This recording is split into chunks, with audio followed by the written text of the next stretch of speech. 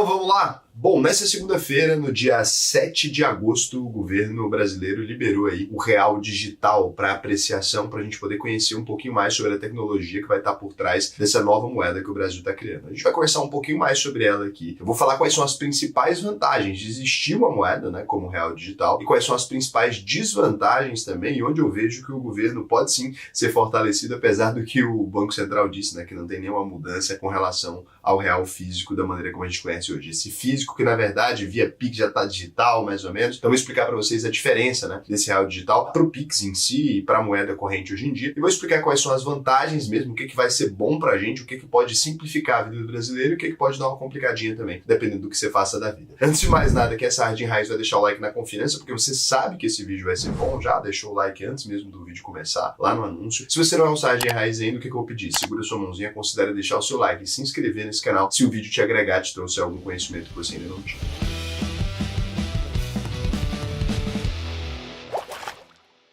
Bom, a gente começa aqui pelo nome, né, dessa nova moeda. Drex, né, DREX, by Banco Central, né, esse by Banco Central não faz sentido nenhum, não sei por que carambas utilizam isso, né, não sei porque só feito pelo Banco Central, se é uma moeda brasileira, mas eu já briguei com isso com relação ao Pix, e agora a mesma coisa, aparentemente o governo brasileiro decidiu utilizar, né, o inglês aí como o idioma oficial para algumas comunicações. Então, cada letra do real digital aí equivale a uma das características. O D representa a palavra digital, o R representa o real, o E representa eletrônico e o X é para manter ali a modernidade, segundo eles, e a conexão, e para repetir a última letra do Pix. O que acontece é que o governo ele vai criar uma moeda realmente baseada no blockchain, uma moeda que não necessita ali de uma verificação cada vez que ela é transferida de uma pessoa para outra. Para você que entende o sistema do Bitcoin, já fiz um vídeo aqui em cima, é exatamente a mesma tecnologia, só que centralizada, ao contrário da descentralização. Então, a gente pega e aproveita toda essa base, né, ali, que permite com que eu transfira R$1 para outra pessoa, sem a necessidade de nenhuma instituição financeira ali verificar se aquilo realmente aconteceu. A gente começa a ter isso, só que com o governo por trás dessa operação ali, né? Ele não autoriza a transferência em si, mas ele é o centralizador daquilo ali. Não precisa autorizar, mas ele é o centralizador daquilo ali. Ele sabe o que aconteceu, tem dados e tem informações a respeito daquilo. A princípio, o que essa moeda pode ter de diferente em relação ao real que hoje em dia você pode pegar ali, sacar e fazer o que você quiser com ele? A primeira coisa é que uma moeda digital, ela pode ter regras específicas aplicadas a ela. Inclusive, por exemplo, no governo chinês, não é o caso do que foi feito aqui, no governo chinês, por exemplo, já foi aplicada uma moeda que vence. Então você tem um tempo limitado para gastar ela, senão ela pode vencer. Isso aqui, nesse sentido, você pode começar a pensar em 1000 teorias da conspiração. Então vamos começar com aquilo que faz sentido e com aquilo que facilita a vida dos brasileiros. Sabe quando hoje você compra um carro, você precisa ir no cartório, chegando lá, você precisa fazer uma transferência, precisa estar em frente ali, o outro tem todo aquele risco, uma pessoa transfere, a outra pode não assinar o documento, todas essas coisas. Utilizando isso lá na frente, isso aqui abre a porta, não chega a essa conclusão agora, mas isso aqui abre a porta para a gente poder trabalhar com smart contracts. O que é isso, né? Então, o sistema de contrato inteligente permitiria que uma pessoa comprasse ou vendesse um carro sem ter esse risco, né? Ó, esse dinheiro, assim que esse dinheiro cair na conta, esse contrato será executado. Então, tá aquelas cláusulas ali. Sem a necessidade de ir num cartório, sem a necessidade de fazer uma transferência lá. Estou com um carro aqui, olhando para ele, beleza, a gente fez aqui uma transferência, ela é validada como um documento oficial e o governo poderia considerar aquilo também, tanto para a compra de uma casa, quanto para a compra de um carro, quanto para qualquer compra do dia a dia. Outra coisa que pode ser feita no futuro, você pode falar, olha, Raul, mas isso aqui não vai funcionar offline, né? No futuro eles podem sim pensar em uma maneira de sacar isso aqui, pode funcionar mesmo sem internet, um peer-to-peer ali, pode ser possível utilizando o aparelho de celular ou mesmo um cartão em alguma tecnologia mais simples. No momento, não é isso que a gente está pensando. Então, só essa desburocratização do sistema inteiro, isso aqui já deixa as coisas muito interessantes. Outra coisa que a gente pode falar é que a partir de agora eles estão tentando já, né, estão trabalhando com 16 instituições parceiras, se não me engano, e já estão pensando na ideia de trabalhar com isso para investimentos. Então, quando você vai ali investir, hoje em dia tem investimento mínimo de R$1.000, poderia quebrar aquilo em contratos menores, você tem um investimento mínimo para a população a partir de R$50. Hoje a gente é muito dependente de grandes instituições financeiras. Com um sistema como esse, né, você diminui muito o risco de operação de uma instituição financeira. Então, poderia liberar para várias empresas começarem a oferecer acesso a investimentos e outras coisas. O Open Finance, ele fica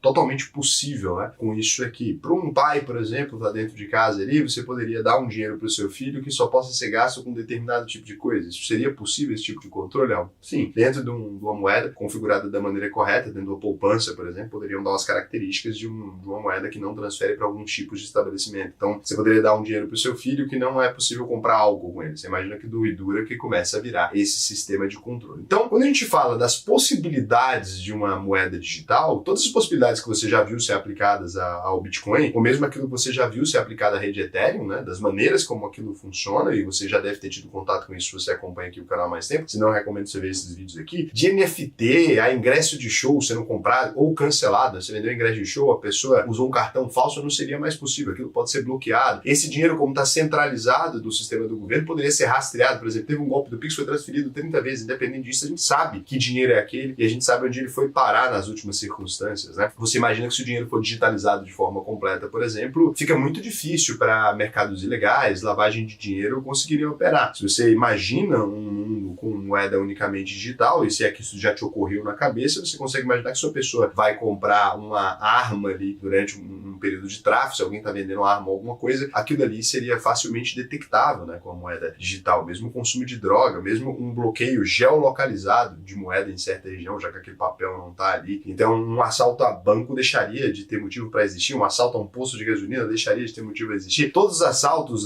de sangria de caixa deixaria de ter motivo para existir, a gente utilizando uma moeda digital. Vai chegar lá e vai roubar o quê, se não tem um dinheiro de papel? Então aqui você vai visualizando que é possível eliminar boa parte dos crimes que existem, você vê que é possível existir um controle muito maior da finalidade do dinheiro, você vê que é possível facilitar a sua vida com empréstimo, você vê que é possível facilitar a sua vida na compra e venda de um veículo, de uma casa ou de qualquer coisa, simplifica muito a vida de uma pessoa para ela fazer pagamentos, etc. Agora, de que lado que isso complica, né? Por que algumas pessoas, mesmo com todas essas tecnologias, são muito interessantes, são críticas de uma moeda digital, principalmente uma moeda digital emitida por um país? Bom, a grande questão é que o sistema da blockchain foi criado ideologicamente por pessoas com viés de liberdade ali, justamente com o objetivo de fugir, né, do sistema estatal e fugir da centralização, que é o governo poder simplesmente bloquear o seu dinheiro do dia para a noite, caso você faça alguma coisa prevista aí na Constituição, ou caso você faça algo que realmente ofenda esse governo. Então o governo pode ir lá, o Estado, né, muito mais do que o governo, o Estado mesmo com essa entidade ali, ele pode ir lá e simplesmente bloquear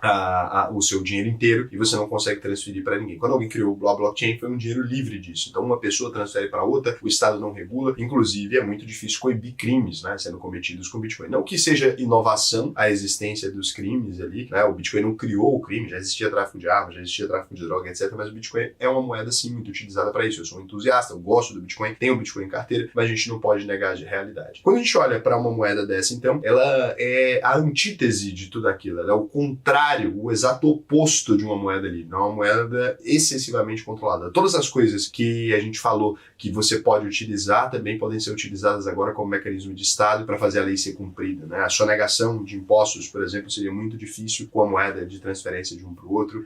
Seria muito difícil que você conseguisse não só cometer qualquer crime, como seria muito difícil você conseguir burlar qualquer regra do Estado, seja ela qual for. E na prática, a gente sabe que dentro da sociedade existem diversas regras que as pessoas não concordam e não cumprem ali, né? E que isso poderia ficar muito mais complicado. Por exemplo, uma lei que não permite que o consumo de bebida alcoólica seja feito a partir de determinado horário poderia ser passada e agora não tem como mais a gente executar transações a partir de determinado horário. É lógico que isso é levando para o absurdo, mas imagine quantas possibilidades existem, né? E por que algumas pessoas são críticas, quantas possibilidades existem de regras que aquilo que o Estado pode criar para bloqueio de uma conta, para qualquer coisa, caso você não tenha pago um imposto, caso alguma coisa tenha acontecido. Então, algumas pessoas têm a ideia, inclusive em diversos países isso é completamente impopular, a ideia de digitalizar a moeda, tem a ideia de que o Estado não deveria intervir, não deveria ter acesso àquilo que a gente faz no privado. É claro que o governo continua dizendo que existe um respeito à LGPD, que isso não será violado, pelo menos no princípio, a nossa Constituição não prevê a quebra do sigilo bancário, mas a gente sabe que tendo uma moeda dessa, esse mecanismo ficaria muito mais fácil de ser implementado, esse mecanismo seria possível. Hoje em dia,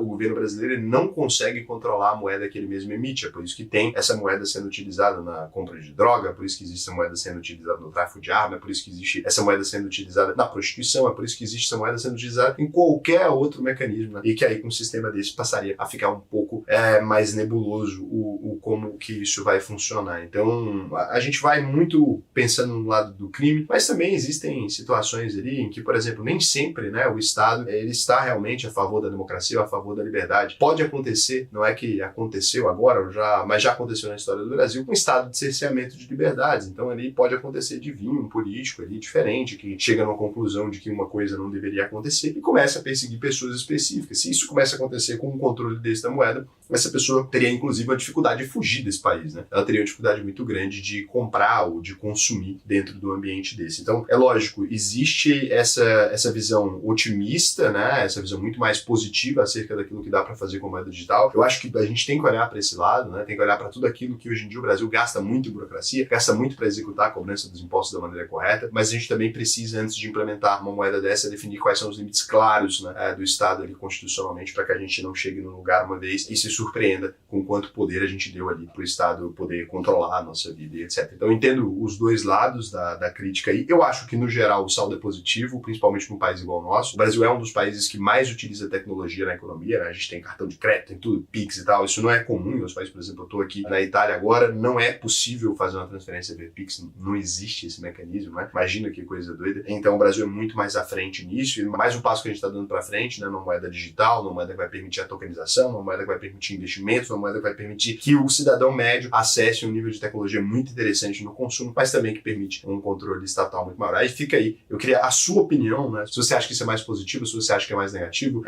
Eu quis aqui dar uma consideração geral, né? Eu não quis ficar entrando tanto no que daria para o controle do Estado ser feito e tudo, porque são ilações, a gente não tem isso previsto na Constituição brasileira. Eu vi muita gente falando, mas o Estado poderia fazer isso e aquilo. A gente não tem isso previsto ainda na Constituição, então teria que ter uma modificação da Constituição. E daí se eu fico criando um terrorismo com base em toda a tecnologia nova, como se o Estado hoje já não tivesse poder, né, para prender qualquer um de nós, ou fazer qualquer outra coisa, a gente acaba caindo no meio de ter medo da tecnologia e não de pensar na forma como a gente é organizado como sociedade. Não tem nada a ver com a tecnologia isso, né? Não é essa tecnologia que está permitindo que isso seja feito. O que está permitindo que isso seja feito é a forma como a gente construiu as leis, etc. Então não dá para ficar inventando história. Eu tentei aqui dar exemplos do que poderia ser feito, um dinheiro que vence, etc. São exemplos que eu vi em outros países. Agora eu vi muitos exemplos também que não fazem sentido absolutamente nenhum. Um dinheiro que só possa ser gasto com A ou B, ou o Estado definindo que se você descumpriu alguma lei, você perderia determinado dinheiro.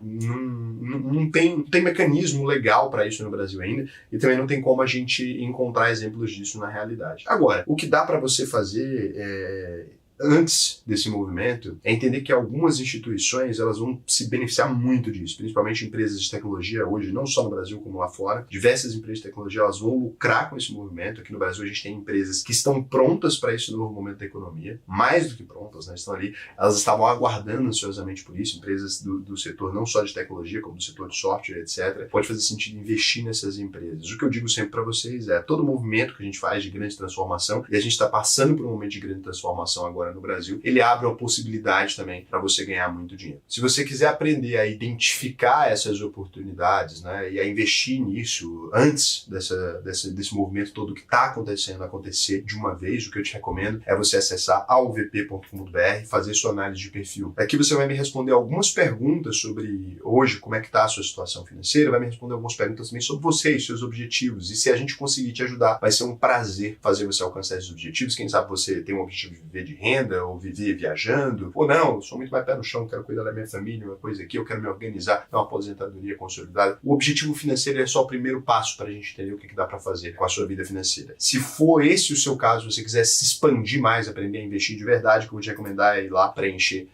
esse questionário aqui. A gente tem aqui uma plataforma de investimentos proprietária, a gente vai se beneficiar disso caso essa tecnologia seja posta em prática, né? O Open Finance vai ajudar muito a gente a oferecer soluções financeiras para vocês, por exemplo, né? Vai ser possível conectar, por exemplo, na sua conta, puxar os dados e estruturar para você relatórios sobre os seus investimentos. Isso, por exemplo, é uma possibilidade que a gente já observou que vai ser possível, não só graças a essa nova moeda, mas graças ao Open Finance, que é uma coisa que já está sendo tocada. Então, vai lá, alvp.com.br, preenche, né? Eu sei que muitas vezes a gente não consegue confiar em alguém na internet, está oferecendo uma coisa, mas a AlvP tem um compromisso de que se não funcionar para você, eu devolvo 100% do seu dinheiro. Sou eu mesmo, estou aqui me expondo, né, há anos aqui, né, são 4 anos de AlvP, mais de 10 mil alunos formados. Então faz muito sentido. E o negócio é o seguinte, se você assistiu esse vídeo até o final, você vai comentar aqui para mim, Buy Banco Central é o carai, né? Para a gente poder saber que você está participando aí de ganhar um presente que eu vou enviar para sua casa. Se eu der coraçãozinho no seu comentário, coloca aí como é que funciona, é o coraçãozinho aqui que fica, e comentar ganhou, você ganhou, então comenta aí para você já participar aí dessa possibilidade de poder ganhar um presente, e aí você pode ir lá ao vp.com.br também, clicar no botão Fale com o Especialista para receber o seu presente caso você tenha sido um dos vencedores. Beijo,